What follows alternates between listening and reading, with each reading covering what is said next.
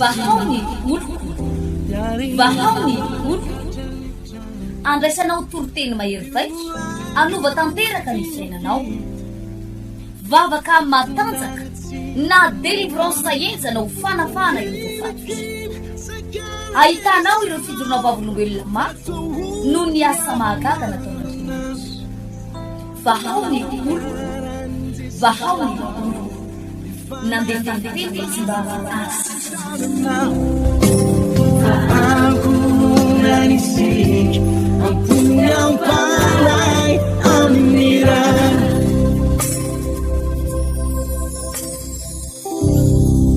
amin'ny fofianao fifaliana indray no ionako amin'ny itsika menaka avy mpanaraka ny fandarana amin'ity fotoanan'io mahafinaritra ity iditra ao anatin'ny fampianarana faharoatsika mahakasika n'ilay hoe lalàna ny fanafahana ny lalàna ny fanafahana misy zavatra tokony ho takatsika mahakasika ireo tontolona fanahy tontolona fanahy satria raha vao miady tsika ary miatrika fahavalo nefa tsy fantatra koa ny secret ny fahavalo dia hidaraboka ihany ianao enjera ihany ianao noho izany tsy hoe manana stratégie fotsiny ianao na mahay miady fa mila fantatra koa aiza ny point fort ny fahavalo aiza ny toerana hitobiny ary aiza ny point faible aiza ny fahalemeny dia mila takatsika izany rehetrarehetra izany meloha ny idirantsika fandarana dia hivavaka alohantsika makasirika indrindra tompony ny fahasoavanao sy ny fitahinao andray miterinao sy fampianarana avy aminao indray izay androany mitenena aminay ampaherezo izay toroy lalana izay ary ampafantaro anay ny zavatra izay tena tokony ho takatra indray manana fahavalo izay dia ny devoly izay mandehandeha ohatra ny leona mierona mitady izay arapany inonay tompo fa ampianatra anay tokoa ianao ary anoro ao lalana anay izay tena tokony ho takatray amin'ny anaran'i Jesosy amen. Ny Samuel voalohany toko fafito amby folo izay tsy iza fa tantaran'i Davida sy Goliath dia hitondrako anao amin'ity fampianarana faharoa na volume faharoa mahakasika ny hoe ireo mpanjaka ny fahamaizinana ireo herina devoly izay miasa izao no voasoratra ato amin'ny Samuel voalohany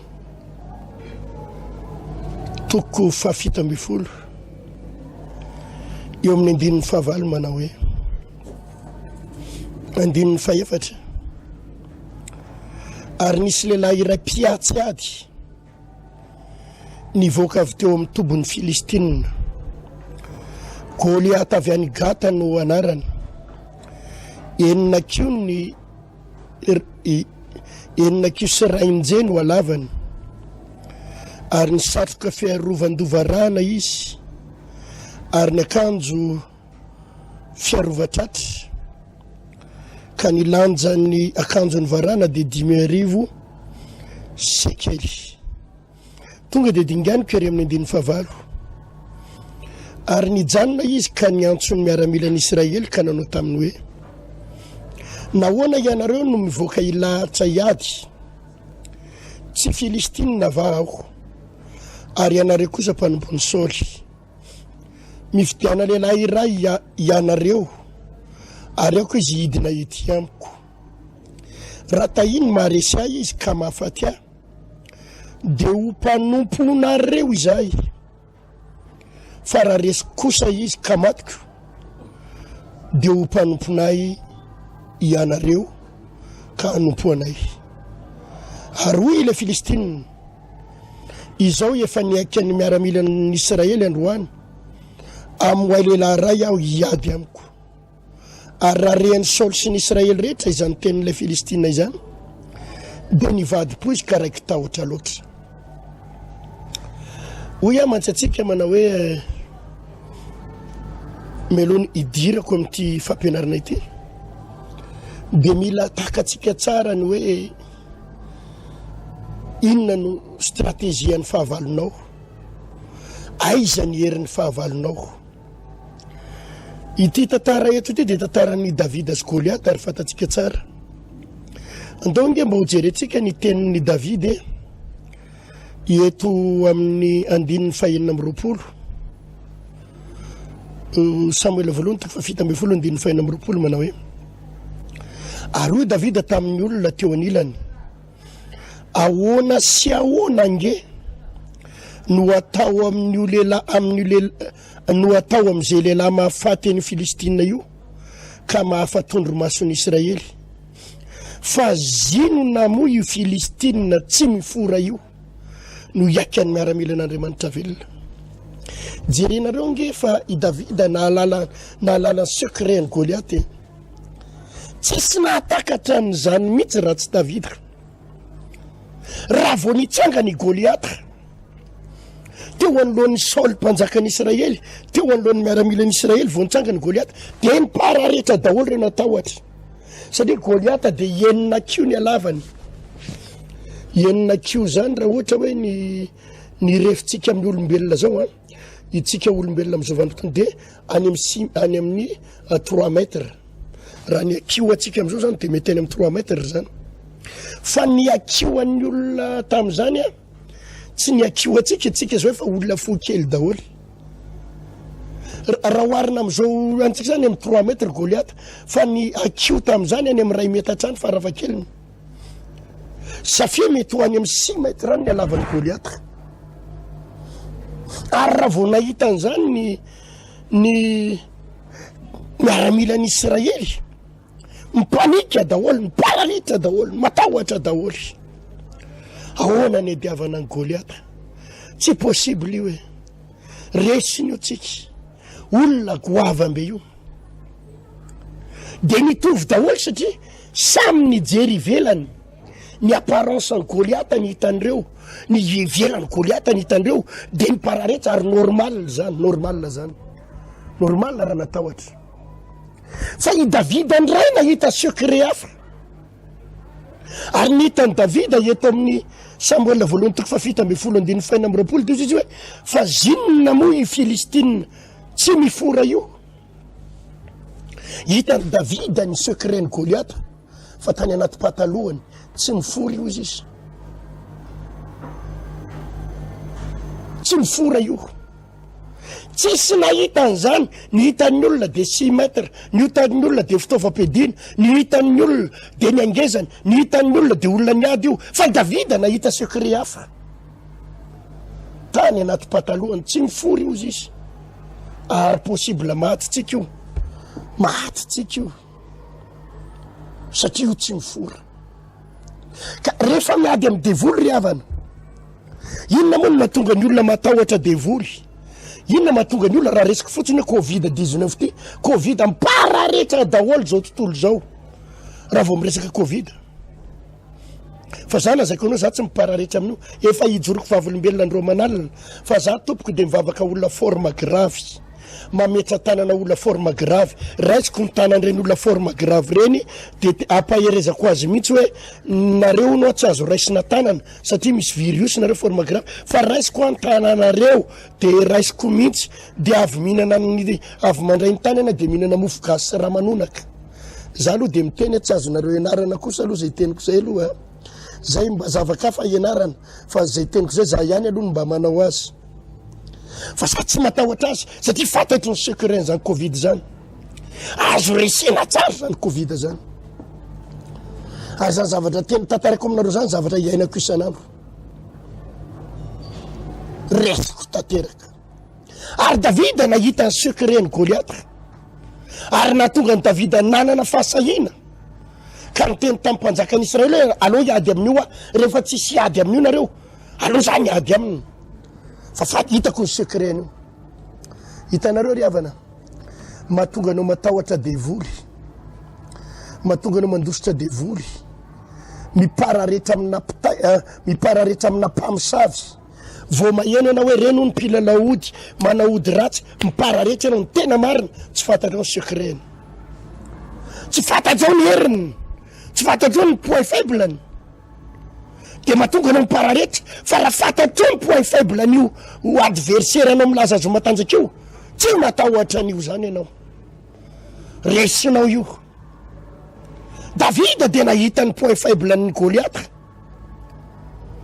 tsy mifora io, azo reseny io, vonona iady amin'io ao izy.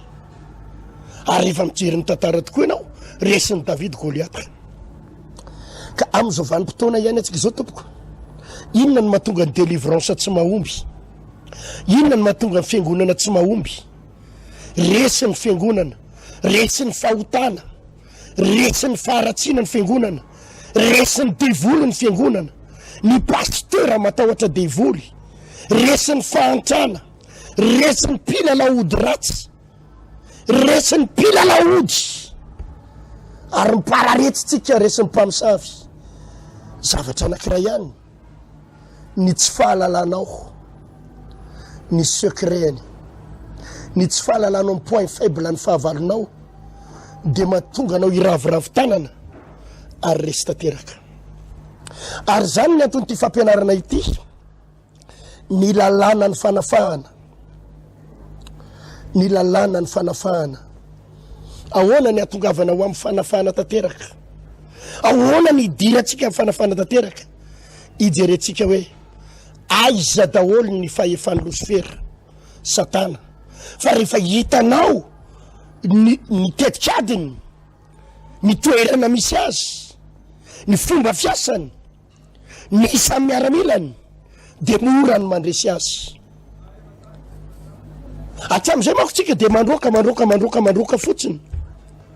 Fa le izy tsy zany, fa ilaina fantatrao koa ny momba azy. Aiza ny toerana toby idirany, aiza ny toerana misy azy, manahoana ny heriny, inona ny tetikady fampiasainy. Raha vao tsy takatsika zany tsy maintsy resy ianao. Ary zany mahatonga ny olona resy. Ka ny anarantsika ho maly riavana ny hoe ny devoly dia fanaratsy eny amin'ny rivotra ary ao amin'ny lanitra faharoa ny misy azy. Efa noraisitsika ilay tenin'Andriamanitra zay novakiko teto omaly hoe notenen'ny Paoly apôstôly iny hoe nahita olona ozy izy zay tany amin'ny lanitra fahatelo no nisy azy, tany amin'ny lanitra fahatelo no toerana nametrana azy. Ary de nazavazavainy Paoly apôstôly teo mahakasika an'izay lanitra fahatelo zay. Fa nazavako teto omaly zany, ny lanitra voalohany dia io lanitra mangamanga hitatsika io, ny lanitra faharoa dia ny lanitra misy ny devoly. Zay no natonga an' Jesosy ny ray andro ny teny, nahita ny devoly ao izy, ny latsaka avy any an-danitra tahaka ny varatra. Atao amin'ny Lioka 10 andininy 7 de hoy Jesosy, fa hoy Jesosy taminy, izao nahita ny Satana latsaka avy tany an-danitra tahaka ny varatra, tahaka ny varatra. Ny toerana misy any Satana zany dia ao amin'ny lanitra faharoa. Ary rehefa menjery izy avy any de tahaka ny varatra. Ary zay natonga azy ny teny eto amin'ny 9:7, ino rehefa nomeko fahefana nitsaka menarana sy mainka ianareo sy andresy sy ny heretra ananany fahavalo ka tsy hisy ampaninona anareo akory. Jesosy de nilaza fa tahaka ny varatra ny nahitana ny filatsahan'ny devoly. Ary ny Efesianina 4, Efesianina 4:2 de milaza izao teny izao amin'ny anaran'i Jesosy, mana hoe izay andininy voalohany, Efesianina 4:2 no mazava tsara. Ary ianareo dia efa novelominy fony mbola matin'ny fahadisoanareo sy ny fahotanareo izay nalehanareo fahiny araka ny fomba n'izao tontolo izao, araka ny mpanapaka ny fanjakana eny amin'ny rivotra, dia ny fanahy zay miasa kehitriny ao anatin'ny zanaky ny tsy fanarahana. Tsindriny Paoly apôstôly tsara eto, tsindriny baiboly tsara hoe araka ny fomba n'izao tontolo izao dia araka ny mpanapaka ny fanjakana eny amin'ny rivotra. Mpanapaka ny fanjakana eny amin'ny rivotra, eny amin'ny rivotra izy moa zany ao lay eo amin'ilay hoe abakabaka na le lanitra faharoa, ao ny misy ny toerana misy Satana ahafahany mifehy izao tontolo izao. Ny lanitra fahatelo dia ny seza fiandrianan'Andriamanitra na ilay toerana misy an'Andriamanitra ny lanitra fahatelo. Izay zany raha jereny. Inona moa zany mahatonga izao tontolo izao feno fahotana? Feno fahotana izao tontolo izao satria ilay mpanjaka ny fahamazinana dia araka ty Efesianina 2:2 ty hoe araka ny mpanapaka ny fanjakana eny amin'ny rivotra. Zany hoe misy fanjakana zany eny amin'ny rivotra, ary tsy inona io fanjakana eny amin'ny rivotra io fa io le hoe fanjakan'ny aiziny na mpanjakan'izao fahamazinana izao, araka izay voalaza eto amin'ny Efesianina 2:2 efa novakiko maly hoe fa itsika tsy mitolona ny nofo aman-draha fa amin'ny fanapahana sy mifanjakana sy amin'ny mpanjakana izao fahamazinana izao dia ny fanaratsy eny amin'ny rivotra. Misy fanaratsy eny amin'ny rivotra ary misy mpanjaka ao, mpanjaka ny aizina ary ny plasiny dia mbola tsindrikany. Ny lanitra fahatelo dia ny lanitra misy an'Andriamanitra, ny lanitra faharoa intermédiaire dia ny lanitra misy ny mpanjaka amin'ny fahamezinana na ny devoly ahafaha mifehy izao tontolo izao.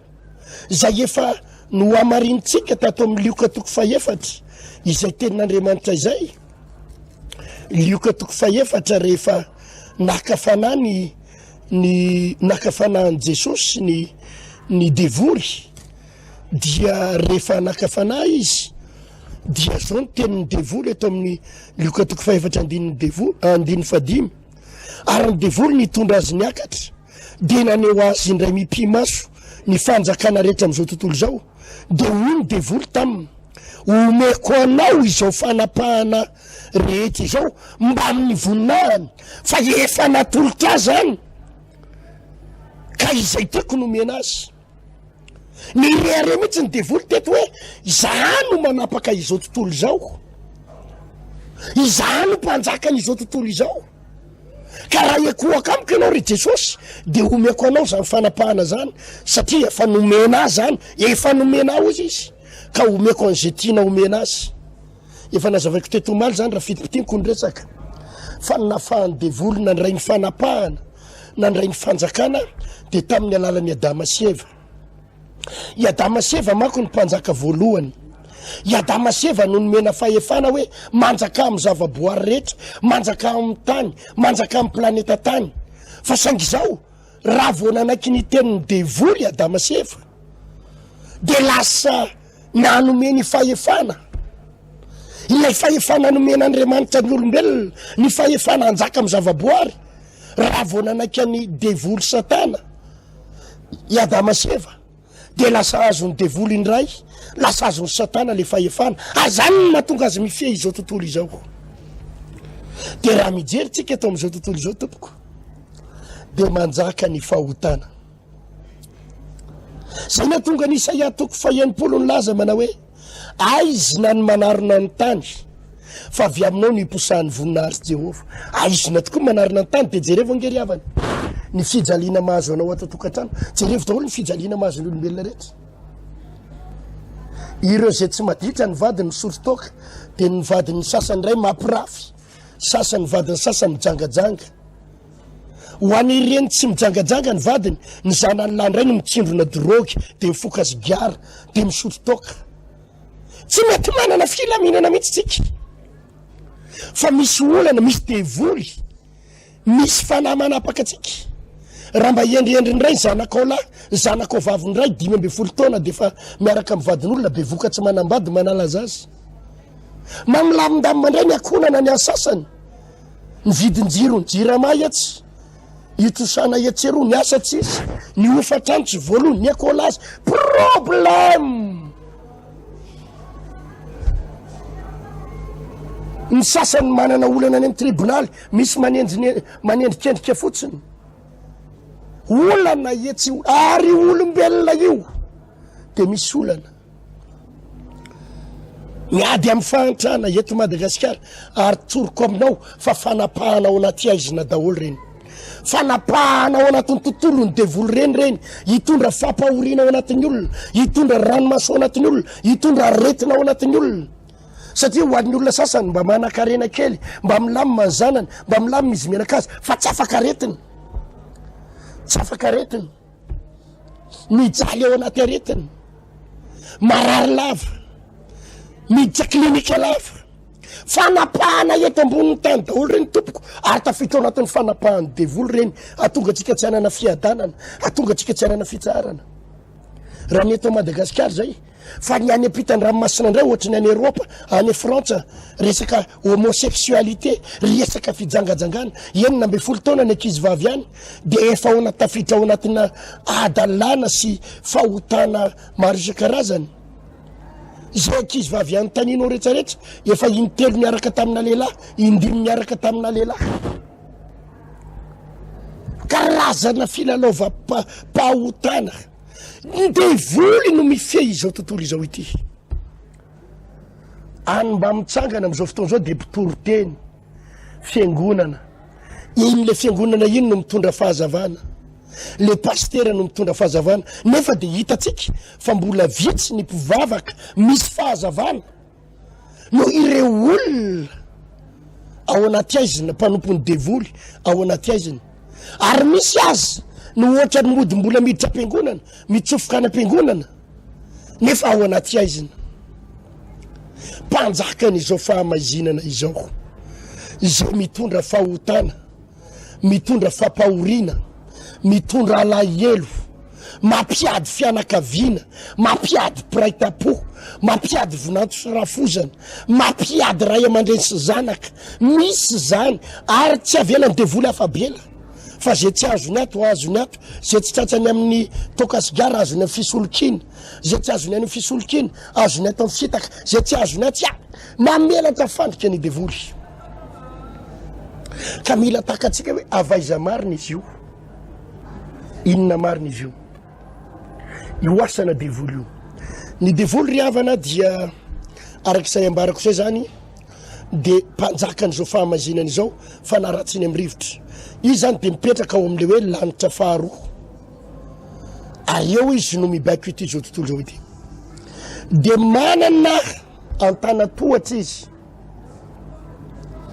manana ina moa zany filazana zany hoe rafitra manana rafitra ny devoly ahafahany mifehy izao tontolo zao ity dia ilaza zavatra vitsivitsy zay hitatsika ny fiainana andavanandro aho inona moa ny antony resahako an'ity rafitry ny devoly ity ahafahantsika mahalala tsara hoe aiza no siblena rehefa manao délivrance ahoana ny fomba fanaovana délivrance ahoana ny fomba anapotehana amin'ny fomba fiatrehana devoly rehefa hiatsika devoly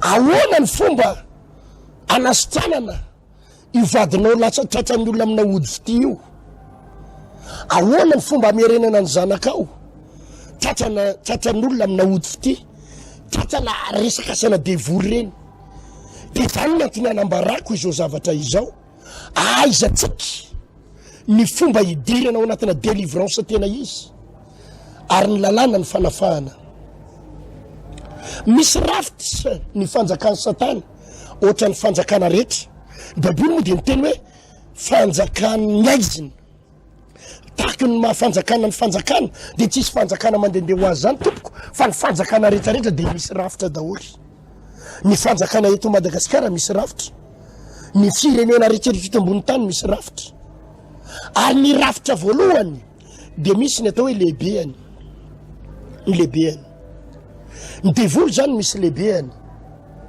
ao mety hoe tsaky Lucifera sa satana sa tsaky izany mety ho lehibeany ao izay anarany tsy olana fa ny fantara fotsiny dia hoe misy lehibeany izy ka ny lehibeany devoly indrindra tompoko no mipetraka ao amin'ilay fanjakany miaizina liny le hoe mpanjakany izao fahamazinana izao de le fanaratsiny amin'ny rivotra araky ty efesanina toko vahaony olo vahaony olo andraisanao toroteny mahery vaitra anova tanteraka ny fiainanao vavaka matanjaka na délivrance enjanao fanafana ireo fatotra ahitanao ireo fidorona vavolombelona maro no ny asa mahagaga nataonao vahaony olo vahaony olo nandeha tantety tsy mba azy